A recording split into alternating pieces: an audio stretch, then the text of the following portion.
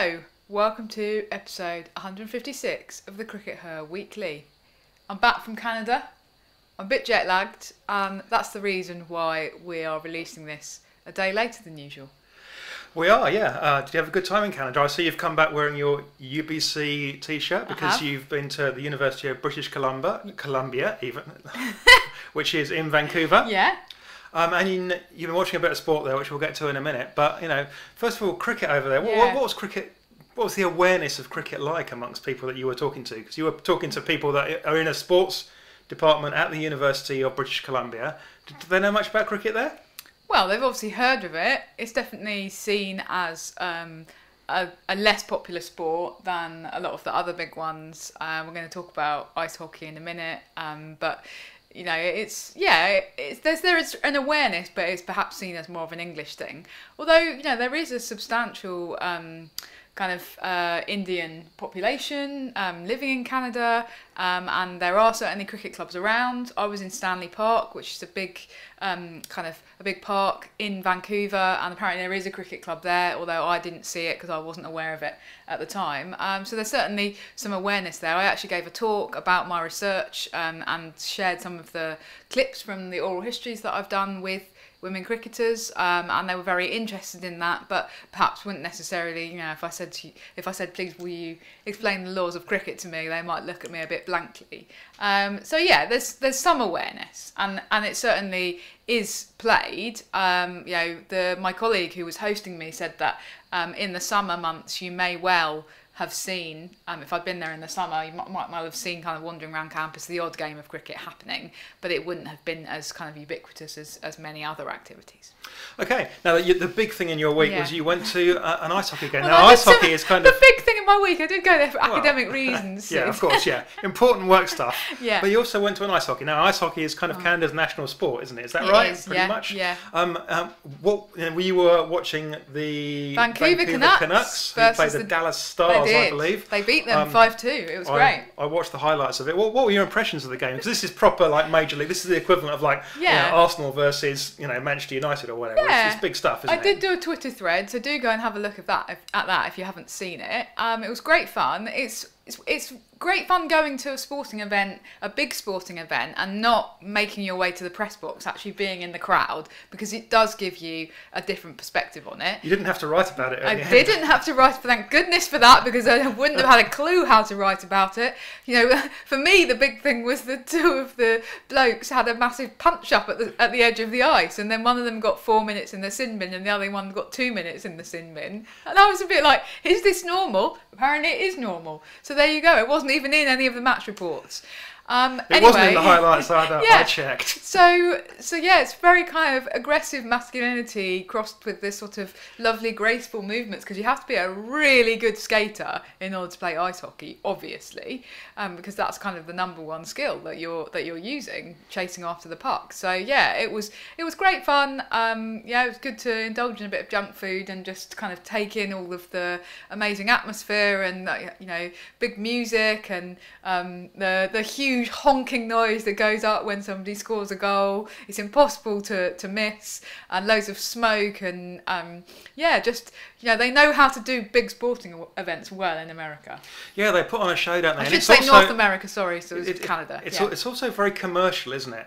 And this is something that interested me, because you posted a couple of pictures about some of the more overtly commercial things that you saw within the game. We've also seen that within the Women's Premier League over the last few weeks, because we've seen things like the commentators having to advertise a car in game. Yeah. So what commercial things did you see? Because there was actually a car involved in one of these things, wasn't there? Yeah, there was. There was I don't know which car it was, so the brand didn't quite make its way into my brain, but they drove a car onto the ice in the middle of the game, and then they had to the three guys got a chance to knock a hockey puck in a particular way, and then if they'd got it somewhere, then they would have won the car. Then they drove the car back off the ice. It was kind of very aggressive commercialism. There was another thing where they had a sponsor whose they specialise in collisions. So if you crash your car, then you call this sponsor. And so they had Collision of the Match, sponsored by this particular brand. So they just showed like a highlights reel towards the end of the game of all of the guys getting smashed into the side of the ring. So that was really quite a bit dark, I felt. But you know, generally they actually do the kind of integration of the brands really well, in a way that maybe we don't see so much with it, certainly within cricket, but I think within any sport in England, because, you know, for example, you know, Tim Hortons were one of the sponsors. They do coffee and donuts, for anyone who doesn't know. And so they had this kid who had to pick, which of the Tim Hortons coffee cups is the puck in, for example, and that was sort of in the middle of the game. So they were kind of, it was a sort of fun activity for a kid and fun for people to watch, while also integrating the sponsor. The promotion of the sponsor. Yeah, so that was really good. Do you think this is something that we're missing? Because, you know, money is tight in English cricket, money's tight in women's cricket. You know, could we inject more commercialism into, you know, our cricket in this country in order to, you know, try and, you know, improve the financial situation? Because it's obviously what the IPL are doing, and they've got huge salaries to pay. But if we want to make progress, do we need to do that? Should we be doing that? Well, they've obviously got... They've obviously tried to do that to some extent with the 100, haven't they? And I believe actually that before the 100 started, Beth Barrett-Wild at the ECB and maybe some other people actually went on some research trips and visited some of these other leagues and other sports to try and work out what they were doing and how they could bring that into cricket. I think the difficulty that you've got within cricket is that we are not used to that level of aggressive commercialism, and that perhaps it wouldn't play well with your existing cricket audience. And you know, feels a bit crass to the traditional supporter. I think so, and I think that is, you know, we've already got people complaining, the 100, it's too American, it's too much about trying to sell us stuff and not enough focus on the cricket. Now, obviously, you know, going to that ice hockey game, the focus was first and foremost on the hockey, but a very close second was all of the marketing of the teams and the marketing of the sponsors and all of the kind of brand awareness they're trying to promote. So you really felt like the two things are going hand in hand. It's both sport and it's entertainment and it's about making money. They tried to do that at the 100 a bit, but they're getting criticised for it already, and I just think we don't have that same kind of culture here. Certainly we don't have it within cricket. And, you know, maybe if they want to go down that avenue with the 100, then they do need to be very much focusing on the 100 as a way to bring in new fans of cricket who don't have those same expectations about what a day at the cricket sounds and feels like in the way that, for example, my dad does. You know, he is used to going to a day at the test match and it being quite a kind of sober affair. Not necessarily from the perspective of not drinking, but from the perspective of kind of, you know, there's not really that same level of entertainment, and it's not about pushing sponsors, because he normally goes to Lords, and, you know, that's kind of the antithesis of that, isn't it? They promote themselves. Yeah, so I don't know whether it would work so well within cricket. And, you know, even within other sports, as I say, within England, I just think we don't have that culture somehow. Maybe we do need to change that, but it's going to require a real push. Because if, as you say, it's about money, then maybe we do need to try and shift that.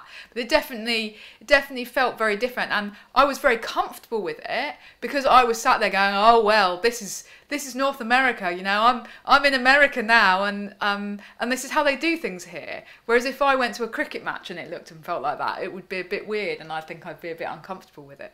Okay, fascinating. Yeah, it is fascinating. Now, I am not the only one. You know what else is fascinating, Raf? What? The Safari Dark.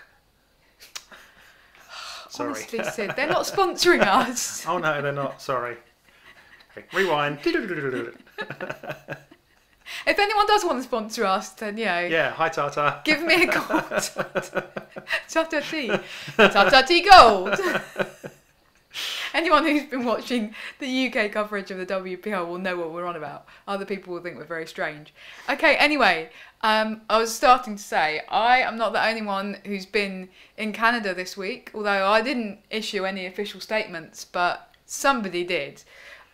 We have had a statement from Deandra Dottin. I think it was issued actually today. And it relates to the reason why she's not playing in the WPL, because there has been a lot of speculation, a lot of discussion around this because of the fact that the Giants basically tweeted saying, oh, she can't play because she's injured, and she said, no, I'm not. And so kind of in that kind of disjunctive information, have all kinds of theories been being thrown around. Has been rife, it's safe so to I say. think that this statement is partly been issued as to try and shut some of that clear down, that up, yeah. explain what's happened. So basically what she says is that she did have a bit of a problem in December. She had some minor abdominal pain, as she describes it. So she went to the doctor and they said, okay, have a bit of a rest, and then you can go back to training as normal in February. So she got back to training as normal, but there was some kind of confusion between her medical team in Canada, where she's based, and the medical team of the Giants about exactly what that meant. As far as her team are concerned, as far as she's concerned, she was absolutely past fit to go. But the Giants seem to have suddenly, at the last minute, according to her, said, oh, well, we need some more medical tests done and we need some more medical clearances from our side. And she wasn't able to achieve that in time. So they said, no, you can't play. So that's what she says has happened. Yeah. Yeah, and I think that what's really interesting here is that it demonstrates that the kind of barriers that are still in place to women competing as kind of independent agents and trying to play in these franchise teams. Yeah. So we talked about this, with regard to Deandra Dottin a few months ago. And, so what she's trying to do is she's trying to go off and do this by herself. So she doesn't have the best backing of the backing of the West Indies Cricket Board anymore. Normally, obviously, all those other players that are going over there have the backing of their board, and their medical team will be the board's medical team, and it will be easy to communicate this stuff back and forth. While other players have been completely free agents, in the recent past in the men's game, those people are earning millions a year. So if you're Chris Gale and you've been playing as a free agent for the best part of 10 years in the men's game, then with the money that you're earning, you can employ 2 or 3 people full time whose entire job it is to make sure that this stuff works, to make sure that all of the dots are joined up, to make sure that all of the contract stuff works.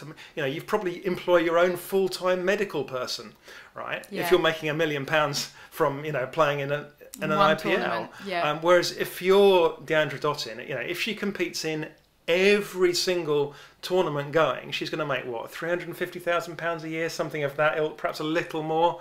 If she's on the top salary band. Even if she makes that top salary band on all the tournaments, and that's just not really enough to. Obviously in some ways it's enough to employ somebody, but obviously she wants to make money for her future. She wants to kind of put something away in order to have a retirement, which is going to be long, like all sports people's retirements are. And so it's not enough to employ somebody. So her medical team are almost certainly not her medical team exclusively. They deal with, 10, 20, 50, 100 other athletes. And that means that she's not in a position to have the exclusive call on them. Things like this do fall between the cracks. So it's just a demonstration for me of how tough it is going to be for any athletes that want to kind of pursue that independent future, independent of the boards. Because while you're still only earning $350,000 a year at the very best, that's not really enough money to kind of go out there as an independent entity. Okay, that's really interesting. Maybe that will change over the next couple of years if the WPL salaries go up. Yeah, no, and that's what it will take. But at the moment, Deandra Dottin as a pioneer is showing an example of why it's so tough. Okay. So I, unfortunately, because I was in Canada working very hard, doing things like going to ice hockey games, I haven't been keeping up with the WPL as closely as I would have liked. I have not been able to watch a lot of the matches live. So what's been the rundown, Sid?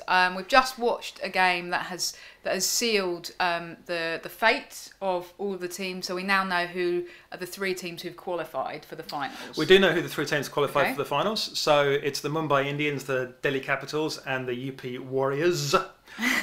With a Z. So the Warriors are the team who have just gone through by virtue of winning that game. I think it shows it's been quite a close tournament after all, because there's only 3 games left, and we're at a point where we've only just determined those 3 qualifiers. So until 2 hours ago, it was still possible that Royal Challengers Bangalore and the Gujarat Giants could still possibly have both qualified for the knockouts. And it's still not completely decided who's going to qualify directly for the final, because just like the 100, we're talking about a single semi-final, and then what the time that tops the group going straight through to the final. Okay. That could be decided in the next couple of hours in the current game between the Indians and the Capitals. Right.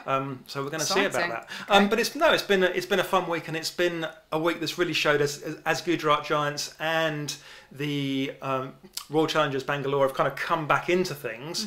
They've both won some matches this week that have kind of kept the tournament alive, and it's shown that there's very much like it's a really equal tournament. Really, anybody could have won it. And Royal Challengers Bangalore in particular had a difficult run to start with, but then they won a couple of games towards the end, and Sophie Devine. How about that Sophie Devine innings? That was amazing. 99. I couldn't believe she just needed the single to get the 100, but she went for the big hit and got caught. But Sophie Devine, that's what she does. And she said afterwards, I was just always going to carry on chasing the game. As the team needed, because they needed to get, if they had any chance of qualification, which they still did at that point, they needed a big bump in their net run rate. But it's been like a great cricket tournament, and I think that we're starting to kind of see some team identities emerge. But that's the one thing that I'm still personally kind of struggling a little bit with. It's like, which ones are the Mumbai Indians? Which ones are the Delhi Cats? Is that the one that Meg Lanning plays for, or the one that... So the RCB are the ones with the best uniforms, so just remember that. Okay, I'll bear that in mind. And the team totals have started going down a bit, haven't they? They have a little bit, yes. We saw a lot of worries in the first week of the tournament, as there were a couple of 200 totals hit in first innings, and everyone was going, the boundaries are too small, short. And we're going to have to change the fielding regulations, but the totals have actually dropped off substantially in the last week, partly because they're playing on pitches that have been used before, right. But also I think it's just like a reversion to the norm. That I think that it probably wasn't sustainable to have those kind of totals of 200 being hit every time. We got lucky in the first couple of games, but what we're seeing now more normally is the kind of totals that exactly as we'd see in WBBL, where 150 is a reasonable score, 170 is almost certainly going to win you the game kind of score. Okay, that's really interesting. Well, I'm glad you've been enjoying it, so it's given you something to do while I've been away, so that's always good. One player who I've noticed hasn't played, I don't think she's played a game yet, is actually Danae van Niekerk, who's also confirmed her international retirement this week. So why do you think she hasn't played, Sid? Well, I think that for me, the decision to kind of hire Danae van Niekerk in the role that she has had at the Royal Challengers is actually a kind of a sensible one, because it's clear now that it's disappointing for the fans that wanted to see her, and I understand that, but it's clear now that she was really hired as a backup. Okay. So, and that she makes a lot of sense to back up, because she's a reasonably good batter. If you lose one of your international batters, then she can step in and perform that role. She can bat at 3 or 4, and she's hit one of some of the fastest scores in the early days of women's international T20s. She held a record for a long, long time for the biggest opening stand, along with I think Lizelle Lee in women's international T20s. So she's a good T20 batter, and of course she also bowls. She's a useful bowler, and if you lose an international bowler, she can step in and she can perform that role. It's almost the Georgia Elwes role, if you like, that she was clearly brought in so that she'd be in a position to step in if any of the other players got injured. And that's the role that she's performed. I suppose in a situation where you had the chance to buy more overseas players than you could field, this was always going to be a potential scenario and a potential strategy for teams going into the auction. Yeah, I think that makes a lot of sense, and I can understand why she's got in that situation, because she's a good buy for that person. Yeah. And she didn't actually play any games, but that doesn't mean that she was a waste of money. It just means that you said, well, we're hoping that our 4 regular kind of overseas players are going to play every game, and in fact they have done so far. She might of course get a game in the last game, which is going to be a dead rubber now because they are out of it. So we'll see. So